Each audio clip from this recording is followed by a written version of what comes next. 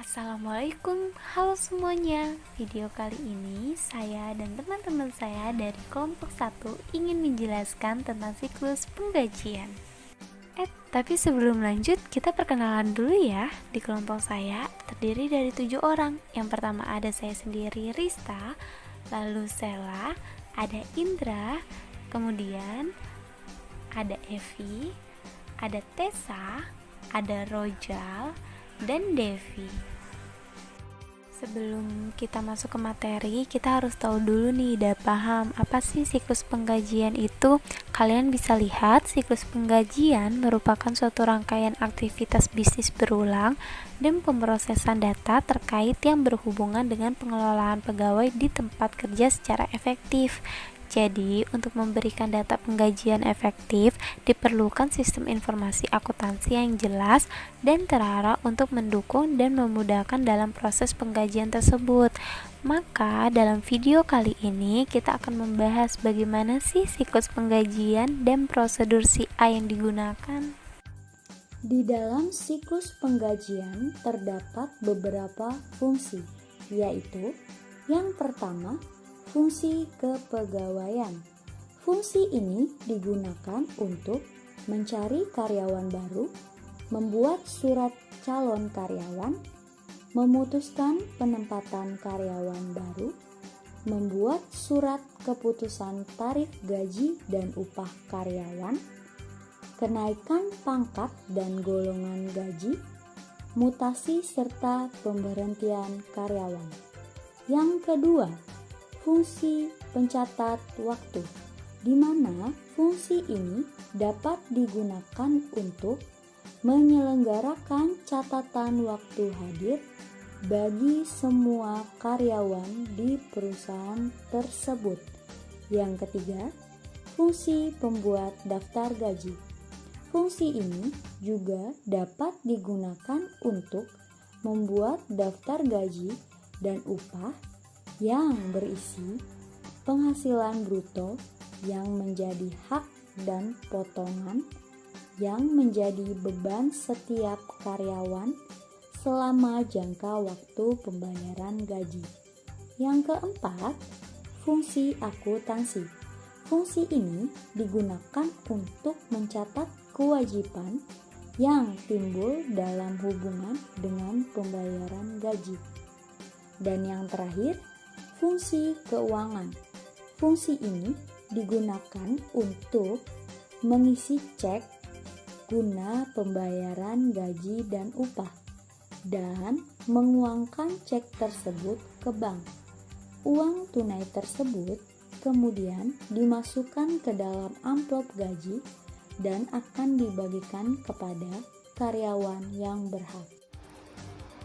Lalu, di dalam siklus penggajian juga terdapat dokumen atau formulir untuk mencatat peristiwa yang terjadi dalam organisasi ke dalam catatan. Apa aja sih itu? 1.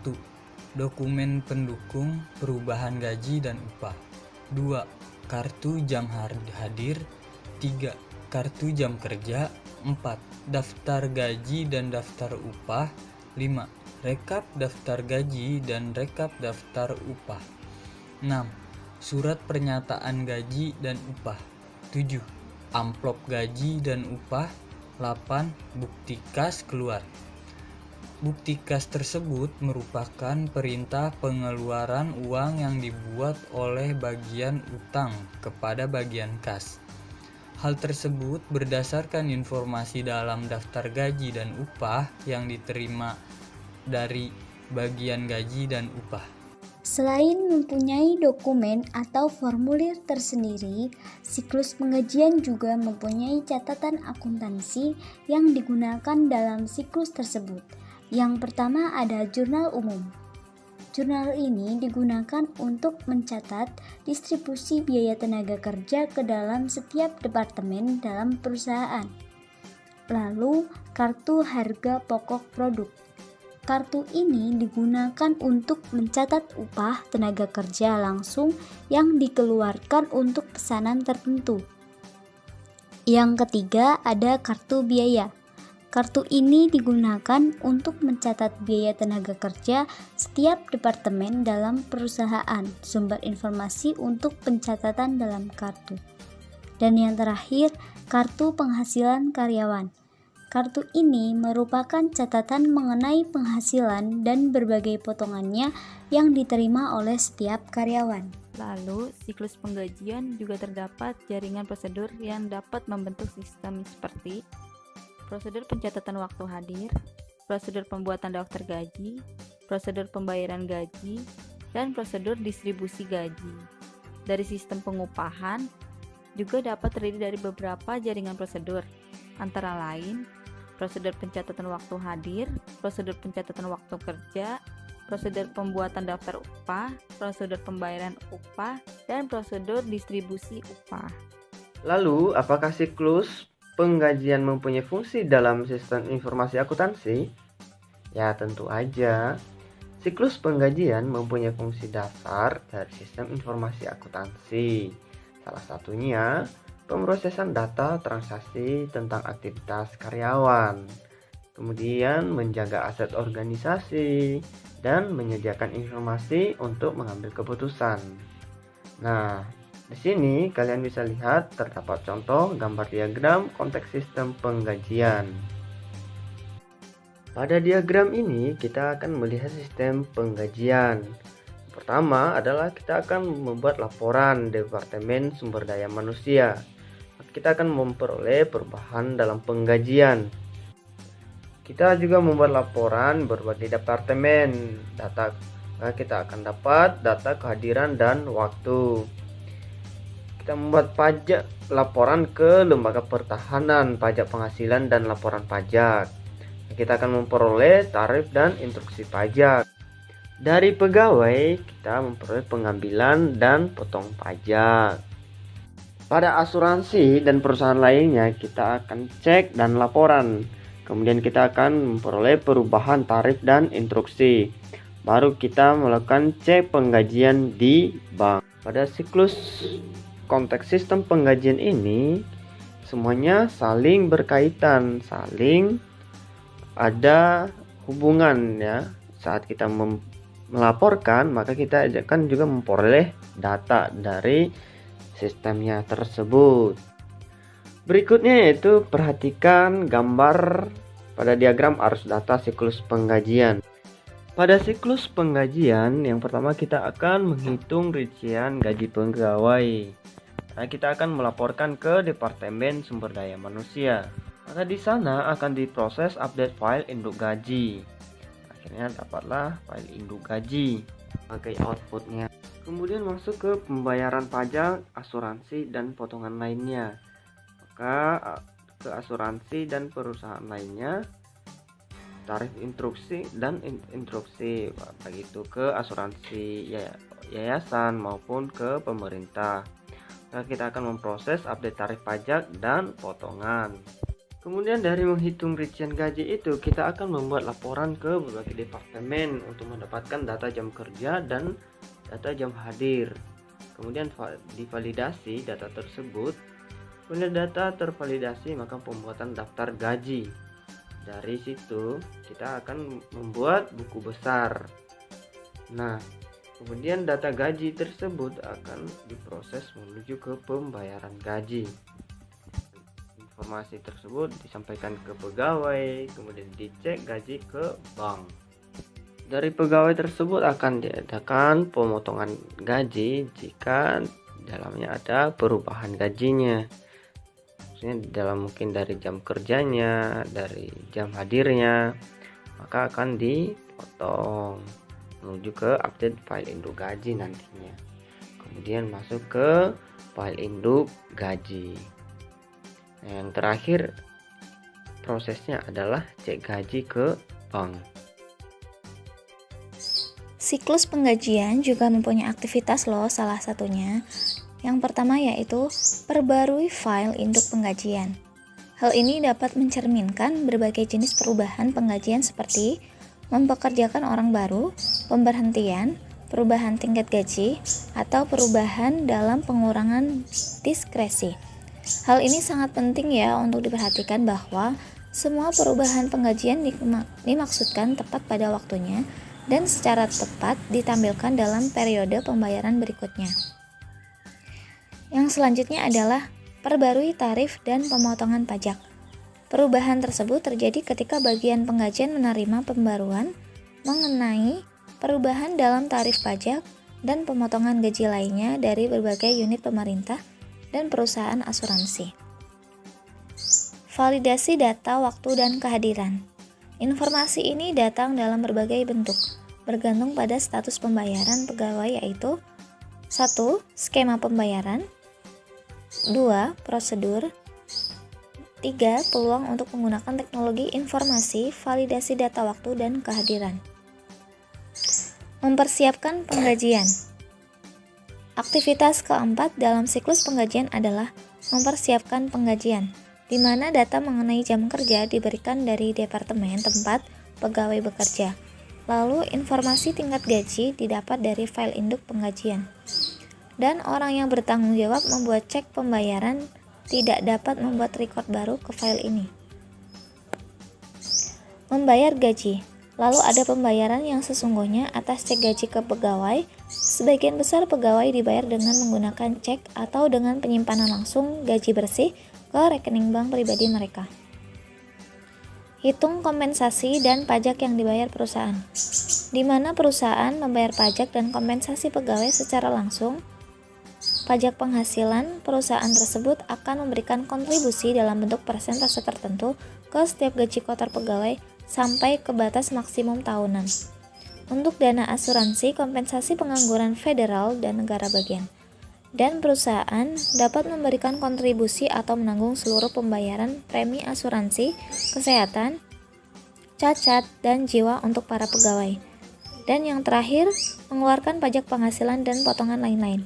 Organisasi ini harus secara periodik membuat cek atau menggunakan transfer dana secara elektronis untuk membayar berbagai kewajiban pajak yang terjadi. Lalu bagaimana sih penggunaan sistem payroll untuk kelancaran siklus penggajian? Jadi, sebagian perusahaan mungkin masih menjalankan beberapa aktivitas siklus secara manual, seperti pengubahan data pegawai pada data induk, penghitungan gaji pegawai, penghitungan pajak penghasilan, dan komponen pengurangan gaji lainnya, bahkan sampai pencetakan slip gaji sekalipun. Jadi, pengerjaan secara manual dapat menghabiskan waktu dan tenaga lebih banyak, serta banyak sekali resiko kesalahan sumber daya manusia, baik dalam penghitungan ataupun penginputan data. Jadi ketika terjadi kesalahan atau keterlambatan dalam proses, ini akan menjadi dampak pada proses penggajian pegawai dan menjadi beban perusahaan. Tapi dengan adanya teknologi sistem payroll, dapat membantu dalam menjalankan siklus gaji dengan lebih mudah dan lebih cepat. Jadi layanan payroll dari aplikasi online pajak dapat mengubah siklus penggajian jadi lebih efisien dan lebih efektif. Lalu apa aja sih keuntungan penggunaan sistem payroll? Keuntungannya yang pertama, keuntungan dari penggunaan sistem payroll sendiri ada dapat menghitung gaji dan BPJS secara otomatis menggunakan metode penghitungan gross, net, dan gross up. Yang kedua, dapat memudahkan menginput atau mengubah data karyawan. Perubahan data tersebut akan mempengaruhi penghitungan gaji dan pajak secara otomatis. Yang ketiga, bisa mengimpor file Excel data karyawan dengan mudah, jadi memudahkan menghitung pajak secara otomatis. Yang keempat, setor dan lapor PPh 21 dengan sekali klik aja tanpa perlu berganti sistem, dan dapat membuat serta mengirim slip gaji ke pegawai secara otomatis. Dan yang terakhir, API terbuka untuk integrasi dan dengan sistem HR yang digunakan. Distribusi biaya gaji dan upah pada umumnya dilakukan dengan seperti metode berikut. Yang pertama, metode rekening berkolom. Laporan ini dapat dihasilkan dengan menyediakan rekening biaya berkolom untuk setiap departemen dalam buku pembantu biaya. Di akhir bulan, setiap kolom rupiah dalam rekening berkolom dijumlah dan hasilnya disajikan dalam laporan biaya tenaga kerja per departemen. 2. Metode summary strip, tiket tunggal. Distribusi biaya upah dilakukan dengan membuat kartu jam kerja untuk setiap order produksi. Kartu jam ini kemudian diisi dengan tarif upah karyawan yang bekerja untuk order produksi dan dikalikan dalam jumlah jam kerja, serta disimpan dalam arsip sementara menurut order produksi. Yang ketiga, metode distribusi dengan komputer. Metode ini dilakukan dengan memberi kode transaksi yang terjadi sesuai dengan klasifikasi yang diinginkan. Jika transaksi sudah diberi kode dengan benar, proses sortasi akan dilakukan oleh komputer melalui program. Oleh karena itu, titik berat kegiatan distribusi biaya gaji dan upah terletak pada kerangka pemberian kode terhadap transaksi gaji dan upah. Di dalam manajemen SDM atau penggajian terdapat beberapa tujuan pengendalian ancaman dan prosedur, yaitu semua transaksi penggajian diotorisasi dengan benar, lalu semua transaksi penggajian yang dicatat valid, semua transaksi penggajian yang valid dan diotorisasi dicatat, semua transaksi penggajian dicatat secara akurat, peraturan pemerintahan terkait yang berhubungan dengan pengiriman pajak dan pengisian laporan penggajian serta MSDM telah dipenuhi. Yang keenam, aset atau baik kas dan data dijaga dari kehilangan atau pencurian. Yang ketujuh, aktivitas siklus manajemen SDM atau penggajian dilakukan secara efisien dan efektif. Lalu apa aja sih ancaman tersebut? Yang pertama, mempekerjakan pegawai yang tidak qualified atau bad attitude. Yang kedua, pelanggaran hukum dan ketenagakerjaan. Yang ketiga, merubah file induk penggajian tanpa otorisasi. Jadi, dalam sistem penggajian tersebut, semuanya sudah didesain untuk mengumpulkan dan mengintegrasikan data biaya yang memungkinkan pihak manajemen untuk membuat keputusan kebutuhan pegawai di masa depannya, seperti dapat mengontrol kinerja pegawai, membentuk moral pegawai, serta dapat pemrosesan penggajian dapat efisien dan efektivitas. Jadi, kesimpulan dari video ini adalah aktivitas bisnis yang berulang, serta operasi pemrosesan data yang terkait dengan manajemen yang efektif atas tenaga kerja.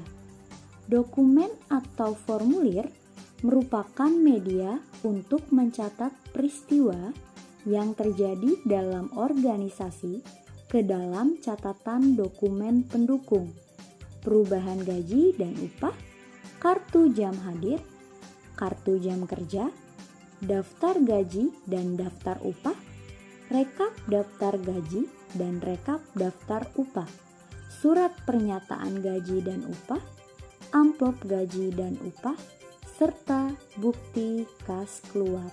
Sekian pembahasan video dari kami. Semoga video ini dapat menambah wawasan dan pengetahuan kita mengenai siklus penggajian dalam sistem informasi akuntansi. Kami dari kelompok 1 pamit undur diri. Terima kasih telah menonton video kami. Wassalamualaikum warahmatullahi wabarakatuh.